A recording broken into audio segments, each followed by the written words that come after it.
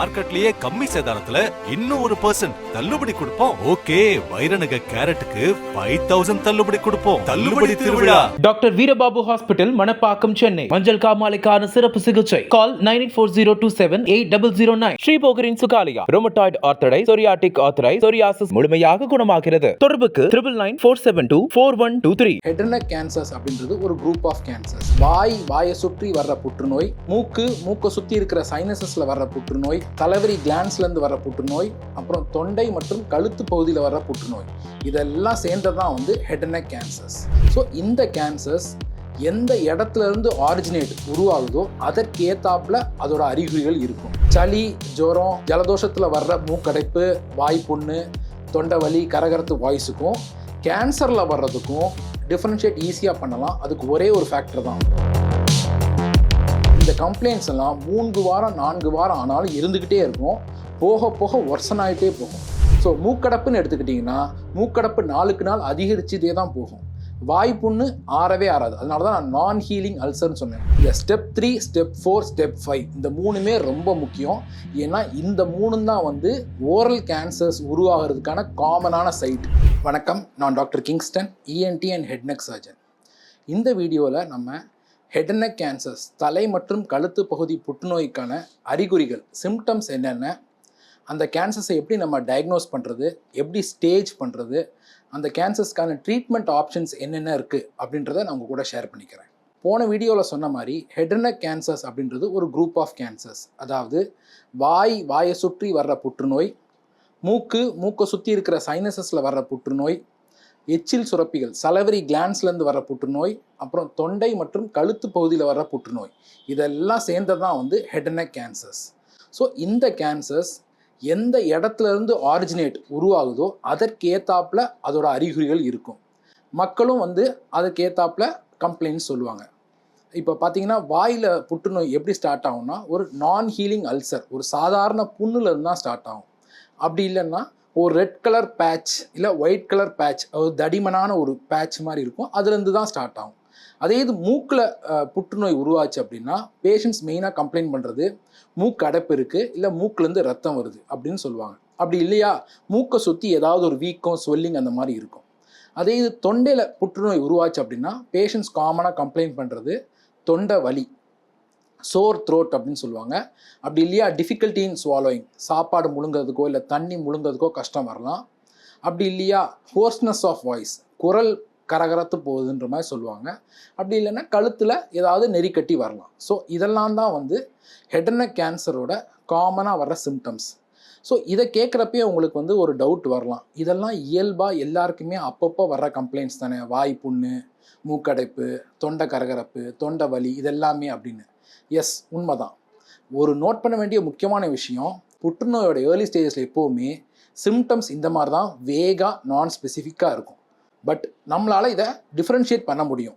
சாதாரணமாக சளி, ஜுரம், ஜலதோஷத்தில் வர்ற மூக்கடைப்பு, வாய்ப்புண்ணு, தொண்டை வலி, கரகரத்து வாய்ஸுக்கும் கேன்சரில் வர்றதுக்கும் டிஃப்ரென்ஷியேட் ஈஸியாக பண்ணலாம். அதுக்கு ஒரே ஒரு ஃபேக்டர் தான், டைம் டியூரேஷன். சாதாரணமாக நமக்கு வர இந்த கம்ப்ளைண்ட்ஸ்லாம் மேக்ஸிமம் 1 வாரம் இல்லை 10 நாள் இருக்கும், அவ்வளோதான். அதே இது கேன்சரில் வந்துச்சுன்னா நம்ம ஸ்பெசிஃபிக்காக ஒரு டேர்ம் யூஸ் பண்ணுவோம், பெர்சிஸ்டன்ட் அப்படின்னு. பெர்சிஸ்டன்ட் அப்படின்னா இந்த கம்ப்ளைண்ட்ஸ் எல்லாம் 3 வாரம் 4 வாரம் ஆனாலும் இருந்துக்கிட்டே இருக்கும். போக போக ஒர்சன் ஆகிட்டே போகும். ஸோ மூக்கடப்புன்னு எடுத்துக்கிட்டிங்கன்னா மூக்கடப்பு நாளுக்கு நாள் அதிகரிச்சுட்டே தான் போகும். வாய்ப்புண்ணு ஆறவே ஆறாது. அதனால தான் நான் நான் ஹீலிங் அல்சர்னு சொன்னேன். போக போக அந்த புண்ணு வளர்ந்துட்டு தான் இருக்கும். அதே மாதிரி தொண்டை வலி, சாப்பாடு முழுங்க கஷ்டமாக இருக்கிறது, தொண்டை கரக்கரத்து போகிறது, இது எல்லாமே மோசமாயிட்டு தான் இருக்கும். ஒரு நெறிக்கட்டி வர்றது நமக்கு சகஜம்தான். வந்தால் 1 வாரம் 2 வாரத்தை சரியாயிடும். ஆனால் இந்த நெறிக்கட்டி 1 2 ஆகும், 2 3 ஆகும், அப்படி பெருசாகிட்டே இருக்கும். ஸோ டைம் டியூரேஷன் 3 வாரத்துக்கு மேலே இந்த கம்ப்ளைண்ட்ஸ் இருந்தால் கண்டிப்பாக டாக்டரை போய் பார்த்து அது என்னென்னு பார்க்கணும். சரி, அடுத்து நம்ம சொல்ல போகிறது, இந்த ஹெட் அண்ட் நெக் கேன்சர்ஸ்க்கும் உடம்புல மற்ற இடத்துல வர்ற கேன்சர்ஸுக்கும் ஒரு பெரிய வித்தியாசம் இருக்குது. அந்த வித்தியாசம் நமக்கு ஒரு விதத்தில் அட்வான்டேஜும் கூட. என்னன்னு பார்த்தீங்கன்னா, ஹெட் அண்ட் நெக் கேன்சர்ஸை நம்மளால் ரொம்ப எளிதாக எந்த பெரிய இன்வெஸ்டிகேஷனும் ஸ்கேனும் இல்லாமல் ஆரம்ப கட்டத்திலே நம்மளால் கண்டுபிடிக்க முடியும். நான் நம்மன்னு சொல்கிறது டாக்டர்ஸ் இல்லை, பொதுமக்களை சொல்கிறேன். ஸோ பொதுமக்களால் ரொம்ப எளிதாக கண்டுபிடிக்க முடியும். காரணம் ஒன்றே ஒன்று தான், ரொம்ப சிம்பிள். நம்ம எல்லாருமே நம்மளுடைய முகத்தை ஒரு நாளைக்கு 3லேருந்து 4 தடவையாவது கண்டிப்பாக கண்ணாடியில் பார்த்துடுறோம். அப்படி நம்ம பார்க்கும்போது ஒரு சில சேஞ்சஸ் தெரிஞ்சால் அதை நம்ம நோட் பண்ண நமக்கு ட்ரைனிங் இருந்துச்சுன்னா அதை ஈஸியாக நோட் பண்ணி அது கேன்சராக இருக்குமா இல்லாதான்னு நம்ம செக் பண்ணிக்கலாம். சரி, அதே மாதிரி ஒரு டெக்னிக் தான் நான் உங்களுக்கு சொல்லித்தர போகிறேன். இதுக்கு பேர் வந்து head and neck cancer screening technique. அப்படி இல்லைன்னா பேஷண்ட்ஸ் அவங்களே தங்களுக்கு தாங்களே எக்ஸாமின் பண்ணிக்கிறதால இதை செல்ஃப் எக்ஸாமினேஷன் கைட் அப்படின்னு சொல்லலாம். ஸோ இதற்கு தேவை வந்து நமக்கு ஒரு முகம் பார்க்குற கண்ணாடி, அப்புறம் இந்த ரூம் மாதிரி நல்ல வெளிச்சமான ஒரு ரூம், அவ்வளோதான். ஸோ இதை வச்சுக்கிட்டு பேஷண்ட்ஸ் அவங்களே எக்ஸாமின் பண்ணி பார்த்துட்டு அவங்களுக்கு கேன்சர் மாதிரின சிம்டம்ஸ் ஏதாவது இருந்துச்சுன்னா நம்ம ஒரு நல்ல இஎன்டி டாக்டரையோ இல்லை ஹெட் அண்ட் நெக் கேன்சர் ஸ்பெஷலிஸ்ட்டையோ போய் பார்க்கணும். சரி, இந்த செல்ஃப் எக்ஸாமினேஷன் கைடில் மொத்தம் 7 ஸ்டெப்ஸ் இருக்குது. நான் ஒவ்வொரு ஸ்டெப்பாக சொல்கிறேன், நல்லா நோட் பண்ணிக்கோங்க. கண்ணாடி முன்னாடி நம்ம நின்றுட்டு நம்ம அட்லீஸ்ட் நம்ம கழுத்து வரைக்கும் நல்லா எக்ஸ்போஸ் பண்ணி வச்சுக்கணும். கண்ணாடி முன்னாடி நிற்கணும். ஸ்டெப் நம்பர் 1, நம்ம முகத்தை நல்லா எக்ஸாமின் பண்ணணும். திரும்பி நல்லா முகத்தை பார்க்கணும். முகத்தில் ஏதாவது வீக்கம் இருக்கா, ஸ்வெல்லிங் இருக்கான்னு பார்க்கணும். பார்க்கறது மட்டும் இல்லை, ஒவ்வொரு ஸ்டெப்லையும் நம்ம கையை வச்சு நல்லா தடவி கொடுத்து பார்க்கணும், ஏதாவது ஸ்வெல்லிங் நோடு ஏதாவது தென்படுதா அப்படின்னு. இது ஸ்டெப் நம்பர் 1. ஸ்டெப் நம்பர் 2, அதே மாதிரி நம்ம கழுத்தை நம்ம எக்ஸாமின் பண்ணணும். இந்த எலும்புக்கு பேர் மேண்டிபிள்னு சொல்லுவாங்க. காலர் போன் இது கிளாவிக்கல். ஸோ இந்த 2 போன்ஸுக்கு நடுவில் இருக்க கழுத்தை வந்து ஃபஸ்ட்டு பார்க்கணும். 2 சைடு நல்லா பார்க்கணும். அதுக்கப்புறம் விரல்களை வச்சு நல்லா தொட்டு பார்க்கணும். ஏதாவது நோட்ஸ் இருக்கா, ஏதாவது ஸ்வெல்லிங் இருக்கா, எங்கேயாவது வலி இருக்குதா அப்படின்னு தொட்டு பார்க்கணும். Step number 3, examination of lips. நம்மளுடைய உதடுகளை நம்ம வந்து செக் பண்ணணும். அப்பர் லிப், லோவர் லிப், வெளிப்புறமாகவும் உள்புறமாகவும் நல்லா பார்க்கணும். அதுக்கப்புறம் விரல்களை வச்சு தொட்டு பார்க்கணும். ஏதாவது நான் ஹீலிங் அல்சர், நான் சொன்ன மாதிரி புண்ணு ஏதாவது இருக்கா அப்படின்னு பார்க்கணும். ஸ்டெப் நம்பர் 4, நம்மளுடைய கம்ஸ், ஈறுகள்னு சொல்லுவோம் இல்லையா, நம்ம பற்கள் உட்காந்துருக்குல இந்த பிங்க் கலர் ஸ்ட்ரக்சர்ஸ், இந்த மேலேயும் கீழேயும். ஸோ நம்ம கம்ஸ் எக்ஸாமின் பண்ணணும். வெளிப்புறமாகவும் உள்புறமாகவும் தொட்டு பார்க்கணும். ஏதாவது பற்கள் ஆடுதா, லூஸாக இருக்கா, ஏதாவது ரத்தம் வருதா, கட்டி ஏதாவது ஃபீல் ஆகுதா அப்படின்னு பார்க்கணும். அடுத்து ஸ்டெப் நம்பர் 5, நம்மளுடைய கன்னங்களில் உள்புறம், அதான் பக்கல் மியூக்கோசான்னு சொல்லுவாங்க. அதை நல்லா வாயை திறந்து லைட்டில் நல்லா இப்படி எடுத்து நல்லா உள்ளே பார்க்கணும். பார்க்குறது மட்டும் இல்லாமல் 2 விரல்களை வச்சு நல்லா தொட்டு பார்க்கணும்.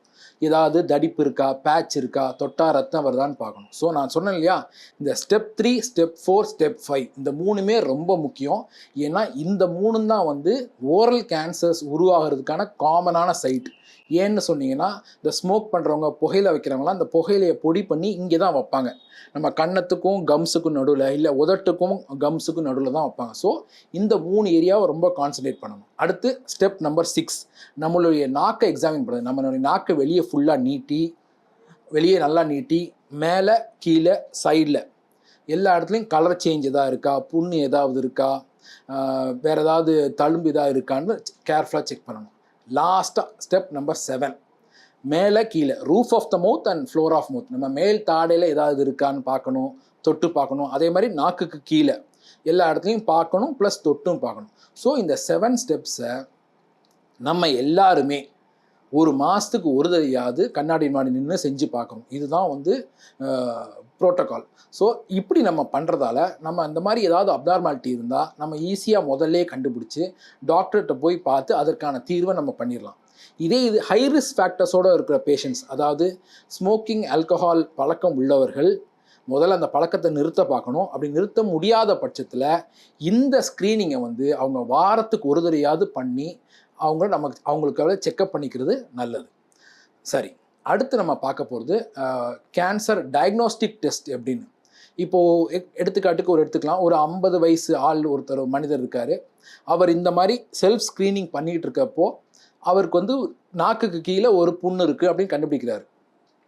ஸோ இப்போ வந்து அவர் டாக்டர் கிட்ட போகிறார். ஸோ டாக்டர் என்னெல்லாம் பண்ணுவாங்க, டாக்டர் அவர் ஃபுல்லாக எக்ஸாமின் பண்ணி பார்ப்பாரு, ஹிஸ்ட்ரிலாம் கேட்பார், எத்தனை நாளாக புண்ணு இருக்குது அப்படின்னு கேட்டுட்டு, அடுத்து காது, மூக்கு, தொண்டையெல்லாம் செக் பண்ணிவிட்டு அந்த புண்ணு, நாக்குக்கு கீழே இருக்க புண்ணை பார்த்து தொட்டு பார்த்து, அதுக்கப்புறம் நெறிக்கட்டிலாம் இருக்கான்னு கழுத்தில் தொட்டு பார்த்து, ஒருவேளை டாக்டருக்கு இது கேன்சராக இருக்குமோ அப்படின்ற சந்தேகம் ஏற்பட்டுச்சுன்னா டாக்டர் 2-3 டெஸ்ட்டு பண்ண சொல்லுவார். அது என்னென்னு ஒன்று ஒன்றா பார்க்கலாம். நம்பர் 1 பார்த்தீங்கன்னா பயாப்சி. பயாப்சின்னா என்னென்னா, ஒரு புண்ணோ ஒரு கட்டியோ இருந்துச்சுன்னா அதுலேருந்து ஓரத்தில் ஒரு சின்னதாக ஒரு பீஸை கட் பண்ணி எடுத்து அதை மைக்ரோஸ்கோப்புக்கு கீழே பார்த்தோம்னா அது பேர் தான் பயாப்சி. ஸோ இந்த பயாப்சியில் நமக்கு என்ன இன்ஃபர்மேஷன் கிடைக்கும்னா, இந்த புண்ணோ கட்டியோ வெறும் சாதா கட்டியா இல்லை கேன்சர் கட்டியா அப்படின்னு தெரியும். சில சமயம் பயாப்சியில் என்ன டைப் ஆஃப் கேன்சர் கட்டின்னு கூட நம்மளால் கண்டுபிடிக்க முடியும். ஸோ பயாப்சின்றது வந்து gold standard diagnostic test for cancer. வேற எந்த டெஸ்ட்லையும் இந்த கட்டி கேன்சர் கட்டி அப்படின்னு நம்மளால 100% உறுதியாக சொல்லவே முடியாது. டாக்டர் அவரோட எக்ஸ்பீரியன்ஸில் கண்ணால் பார்த்தோ இல்லை தொட்டு பார்த்தோ இல்லை சிடி ஸ்கேன் எம்ஆர்ஐ ஸ்கேன் பார்த்தோ கேன்சராக இருக்க வாய்ப்புகள் அதிகம்னு வேணால் சொல்லலாமே ஒழிய உறுதியாக இது கேன்சர் தான் அப்படின்னு சொல்கிறதுக்கு பயாப்சி மட்டும்தான் இருக்குது.